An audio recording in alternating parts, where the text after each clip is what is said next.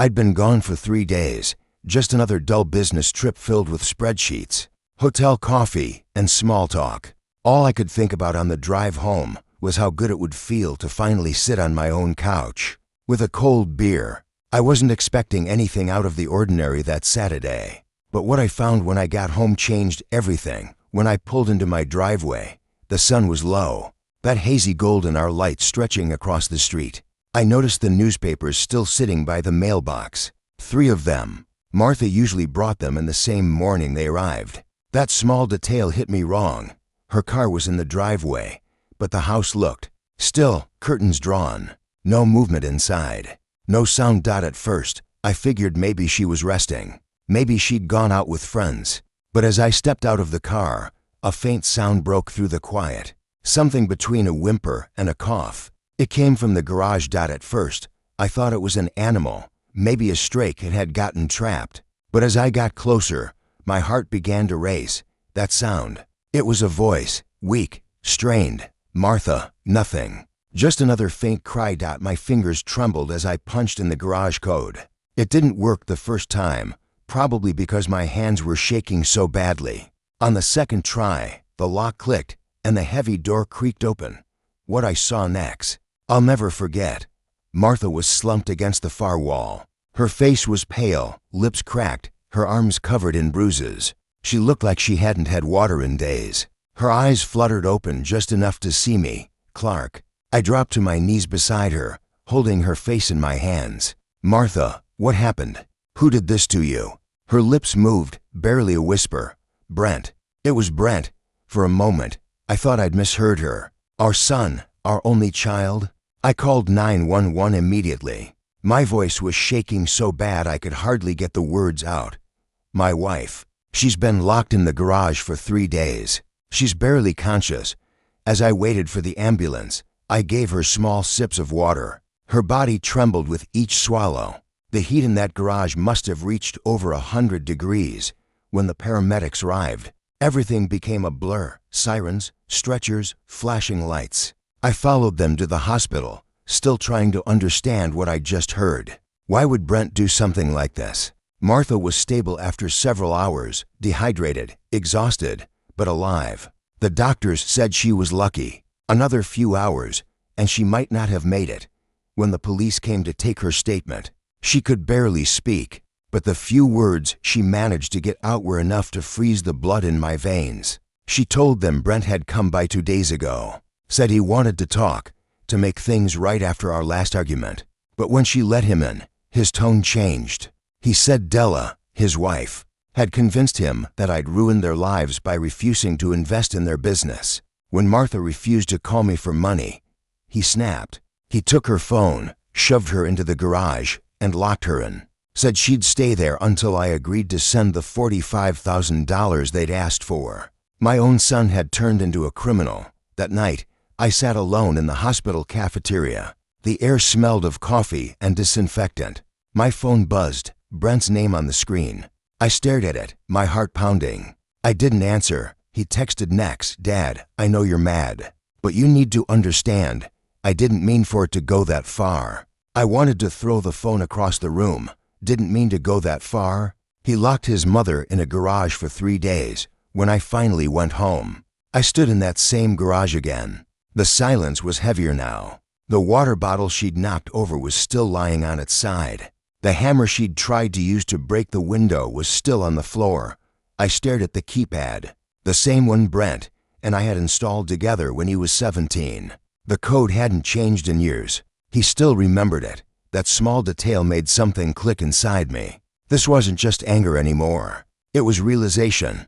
I'd been blind for too long. I spent the next few days gathering everything I had, every record, every transaction, every text message where Brent had asked for money. Years of handouts disguised as loans, $80,000 total. I documented every penny, and then I started making calls to his employer, to his bank, to a few friends who owed me favors.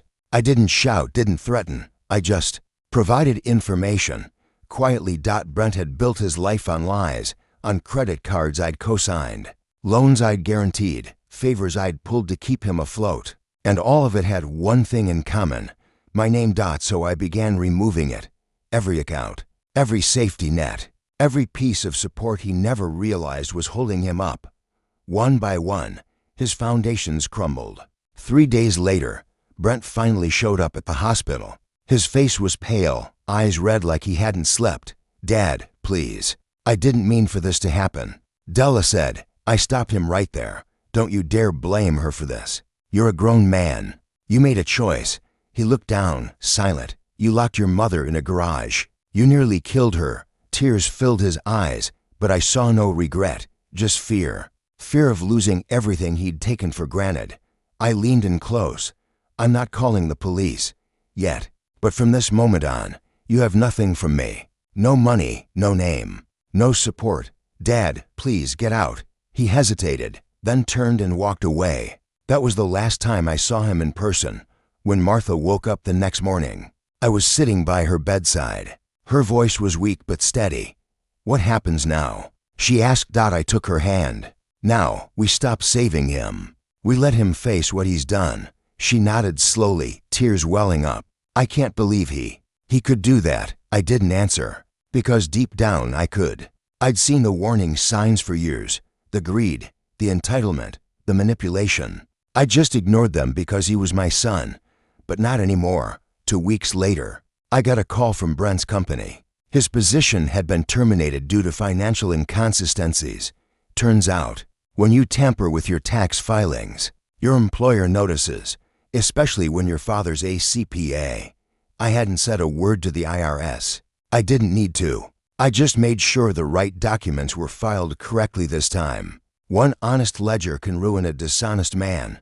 Dela left him soon after. Their accounts were frozen. Their house repossessed.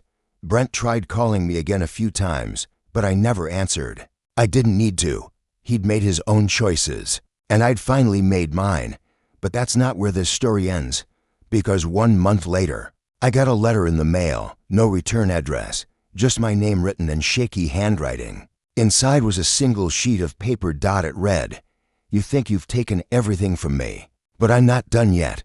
It was signed Brent, and that's when I realized this wasn't over. When I first saw Martha lying in that hospital bed, I thought my heart had stopped beating. She looked smaller somehow, fragile, like a memory that could vanish if I blinked too hard. The machines beeped steadily beside her, each sound pulling me back from the edge of rage. Her lips were cracked, her skin pale. The nurse said she was lucky to be alive. Lucky. 3 days locked in that garage. 3 days in August heat, and they called her lucky. I stood there, hands trembling, staring at the woman who'd stood beside me through every storm. I didn't know whether to cry or to hunt my son down myself.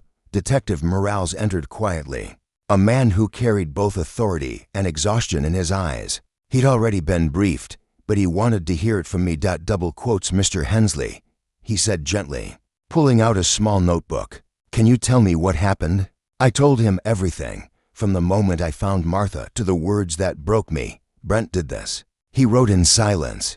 When I finished, he nodded slowly. "Your son's name is Brent Hensley?" "Yes, and his wife, Dela Hensley," he sighed. "We'll find them. But, Clark," he hesitated, "I need you to prepare yourself. If your son really did this, it's going to get complicated. Family cases always do." I didn't answer. My eyes were still on Martha. Her hand was cold in mine, but she squeezed my fingers weakly. "Clark," she whispered, "don't do anything you can't take back." I promised her I wouldn't, but promises are easy to make when your heart is burning. The police found Brent and Dela 2 days later at a hotel outside Tampa. They didn't resist arrest, according to the report. Dela did most of the talking. Brent barely said a word. When Detective Morales called me with the update, I was sitting alone in my office, surrounded by years of tax records and family photos that suddenly felt like strangers. "They're both being charged with unlawful imprisonment," Morales said. "There'll be a hearing next week." "Good," I replied quietly. But inside, there was no satisfaction, no relief. Just a void. The hearing was short. Brent couldn't even look at me. Dela, on the other hand, stared at us the whole time, calm, cold, defiant. When the judge denied them bail, her mask finally cracked. She turned to Brent, whispering something I couldn't hear. He nodded once. As the officers led them away, Martha leaned against me, whispering, "That's not the face of a woman who's done with us." She was right. The following week, I started getting strange calls at my office. No voice, just breathing. Then came the emails, messages from untraceable addresses filled with accusations. "You ruined your own family. This is your fault. She loved you once. You turned her against us." I deleted them all, but each one planted a seed of doubt. Then, one morning, I walked outside to find my car windshield smashed. On the hood, someone had written one word in red spray paint: payback. Detective Morales told me it could be unrelated. You'd be surprised how many coincidences pop up during open cases. But I wasn't surprised. I was done being naive. Martha came home 3 weeks later. She was thinner, quieter, but still carried that quiet strength I'd fallen in love with 40 years ago. We spent our evenings mostly in silence. She'd sit on the porch while I worked on paperwork I didn't care about. Then one night, she broke the silence. "Clark," she said, her voice soft but steady, "I know what you're thinking." I looked up from my ledger. "Do you? You're thinking of getting back at them." I closed the book. "They locked you in a garage, Martha. They left you to die." "I know," she whispered, "but you can't lose yourself over it." I smiled sadly. "I'm not planning revenge, Martha. I'm just doing the math." See, revenge doesn't have to come with blood or bullets. Sometimes it looks like a spreadsheet. I started small. Brent's business accounts, the ones he'd set up under my old financial guidance, were still linked to my consulting network. He'd forgotten that. Within hours, I saw the mess they'd made. Loans unpaid, credit cards maxed out, late fees everywhere. Dela's boutique had defaulted on 3 small business loans, all under her name. And the best part, every single one was code-signed. By Brent. I didn't hack anything, didn't forge anything. I simply called in debts, the honest, legal way. First, I contacted the collection agencies and banks, forwarding full documentation of their unpaid balances. Then I withdrew the silent parent guarantees I'd signed years ago, the ones shielding them from default consequences. It took 2 signatures and 1 email. By the next billing cycle, the collection letters started arriving, not at my house this time, but at their temporary residence. Every debt, every loan, every unpaid invoice. Martha found me one evening, sitting at the kitchen table with a glass of whiskey and a faint smile. "What did you do, Clark?" "Just balance the books." When Dela called me a week later, her voice was different, stripped of confidence. "You're destroying us," she hissed. "No, Dela," I said calmly. "You destroyed yourself when you turned my son into your weapon. You'll regret this. He's your child. He stopped being my son when he locked his mother in that garage." There was a pause, a long, cold silence. Then she whispered, "You're a monster," and she hung up. Months passed. Their trial date approached. Brent's lawyer reached out, asking if we'd consider a statement of leniency. Martha wanted to. She still believed in redemption, even for the boy who nearly killed her. But I couldn't. Not yet. Instead, I prepared something else, a report, 83 pages long, documenting every dollar I'd ever loaned them, every favor, every transfer. A lifetime of generosity turned into evidence. When I handed it to Detective Morales, he whistled softly. "You're thorough." "I'm an accountant," I said simply. "It's what I do." On the morning of the sentencing, Brent finally spoke. He stood before the judge, eyes sunken, voice barely audible. "I didn't mean for it to go that far," he said. "I thought." She'd given. Dela said it would only be a few hours. Martha started crying quietly beside me. The judge leaned forward. 3 days, Mr. Hensley. Your mother spent 3 days locked in a garage during a heat wave. You call that a few hours?" Brent's shoulders sagged. "I'm sorry." For a moment, I almost believed him. Almost. He was sentenced to 5 years. Dela got 7. The courtroom emptied slowly, but I stayed in my seat, staring at the empty defense table. I didn't feel triumphant. I didn't feel relief. Just quiet. Afterward, as Martha and I walked to the car, Detective Morales caught up with us. "You know," he said, "most people in your situation would have wanted blood." "I wanted accountability," I said. That's all. He smiled faintly. You got it. But something tells me you're not done. I looked up at the clear Florida sky. Detective, I deal in numbers. And when the math doesn't add up, I don't stop until it does. He nodded slowly, as if he understood exactly what I meant.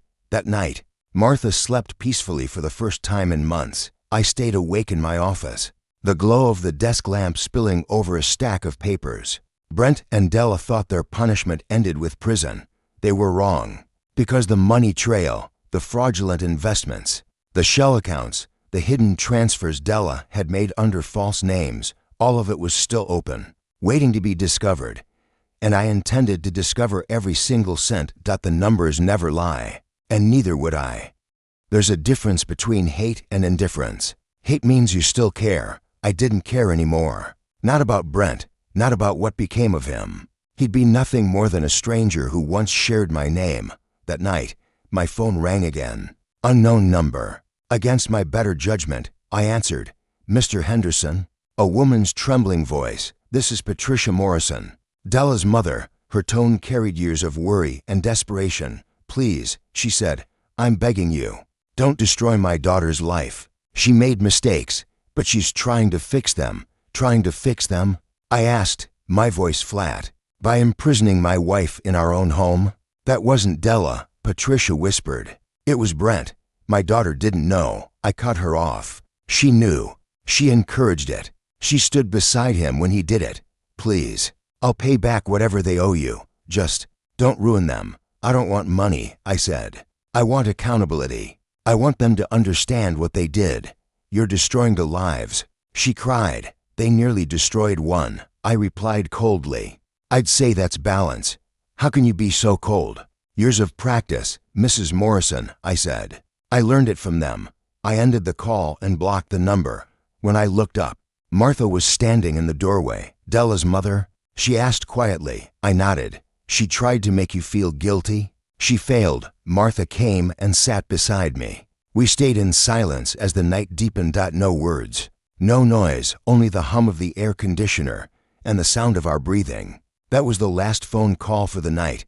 They'd run out of ways to beg. The next step would be court, slow, grinding, inevitable. The next morning, my phone started buzzing again. Texts, dozens of them. Tom Johnson, someone posted about you on Facebook. Carol Sanders, is this true? Call me. Mike Reynolds, what's going on? I opened Facebook.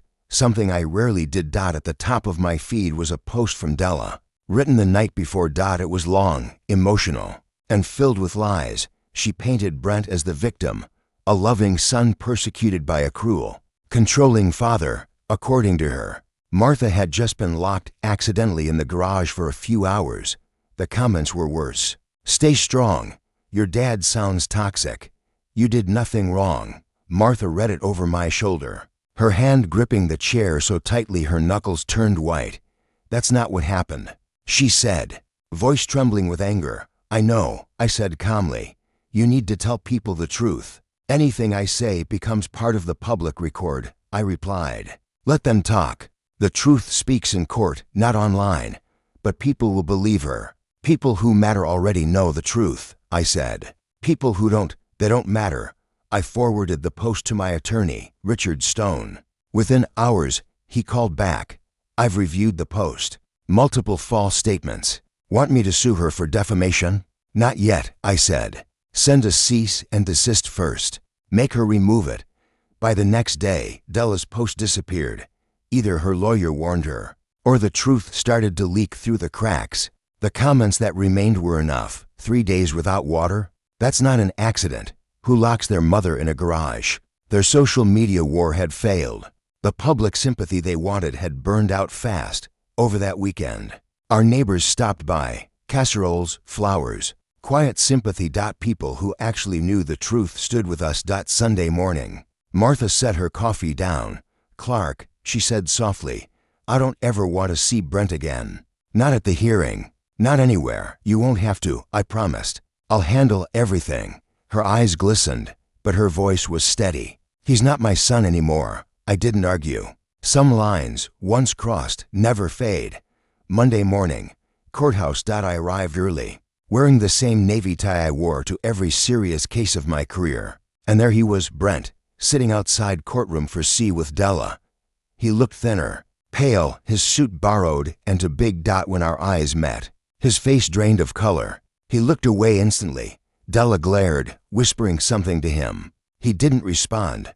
For the first time, he looked small when the judge entered. Everything felt clinical. Evidence, photos, the garage, the medical report showing Martha would have died within 24 hours if I hadn't found her. When the Ring camera footage played, Brent entering the garage, locking the door, leaving Martha trapped, the courtroom fell silent. Even the defense attorney looked sick. The judge's gavel struck like thunder.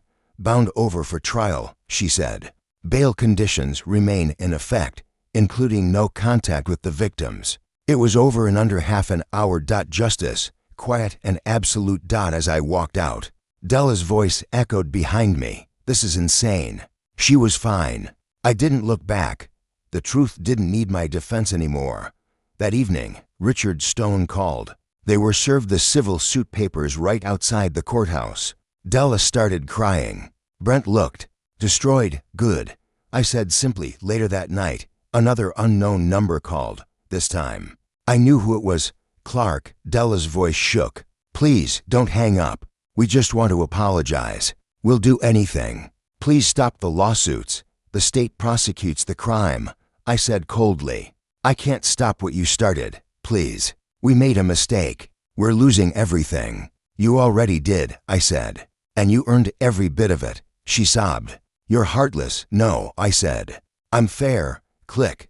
Blocked. Again. From that day on, the universe started balancing itself. Their landlord ended their lease. No one wanted to rent to them, not with felony charges hanging over their heads. Job applications rejected. Credit destroyed. Their world crumbling. Piece by piece. Every update from my investigator read like a final chapter. Until one night, the call came again. Brent. Double quotes. Dad, he said, his voice cracking. Please, I know I messed up. I know what I did was wrong. We're losing our home. I'm going to prison. I have nothing. I stayed silent. Please, he begged. Help me. Finally, I spoke. You nearly killed your mother, Brent. 3 days without food or water. 24 hours away from murder. That's what you did. I didn't mean to. Intent doesn't matter. You did it. He broke down on the line. I let the silence stretch. Then said, I'm not your father anymore. Click. Blocked. For the last time. Weeks passed. Their life collapsed. Job gone. Car repossessed. Credit in ruins. Until one final email came in from Stone. Settlement offer. They're surrendering. It wasn't money that mattered. It was the words. A written admission. A public apology. A waiver of inheritance. That was victory. Not loud. Not triumphant. Just final. In court, when Brent read his apology aloud, his voice trembled, but not from remorse, from humiliation. When it ended, I didn't feel joy. Just peace. As we left, Martha squeezed my hand. It's over, she whispered. Yes, I said quietly. It is. That night, as the sun set behind our home, we ate dinner on the patio. No courtrooms, no lawyers, no fear. For the first time in months, just silence and the sound of peace settling in. Justice had finally done its job. If you like history, please like this video, subscribe to the channel, and share your impressions of this story in the comments. To listen to the next story, click on the box on the left. Thank you for watching.